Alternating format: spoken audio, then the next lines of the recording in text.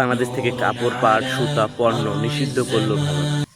এবার বাংলাদেশ থেকে স্থলবন্দর দিয়ে পাট, পোনার কাপড় ও সুতা আমদানি নিষিদ্ধ করল ভারত। শুক্রবার ভারতের বৈদেশিক বাণিজ্য অধিদপ্তরের মহাসচিব এক বিবৃতিতে তথ্য জানিয়েছে। বিবৃতিতে বলা হয়, ভারত বাংলাদেশ সীমান্তে স্থলবন্দর দিয়ে বাংলাদেশ থেকে কোনো পণ্য আমদানি হবে না। এর মধ্যে রয়েছে পাটজাত পণ্য, একাধিক ভার্জের বোনা কাপড়, একক শন সুতা বা তনদ পাটের একক সুতা, বিসল্ট না করা পাটের বোনা কাপড়। এর আগে গত মে মাসে নিজেদের স্থলবন্দর দিয়ে বাংলাদেশের তৈরি পোশাক আমদানি নিষেধাজ্ঞা দেয় ভারত। ওই সময় পণ্য শুধু নহভা, সেবাহা ও কলকাতা বন্দর দিয়ে আমদানির সুযোগ রেখেছিল দেশটি। ভারতের বৈদেশিক বাণিজ্য অধিদপ্তর জানায়, বাংলাদেশ থেকে নেপাল ও ভুটানে যেসব পণ্য যাবে সেগুলোর ক্ষেত্রে এ নিষেধাজ্ঞা কার্যকর হবে না, কিন্তু এসব পণ্য পুনরায় রপ্তানি করা যাবে না।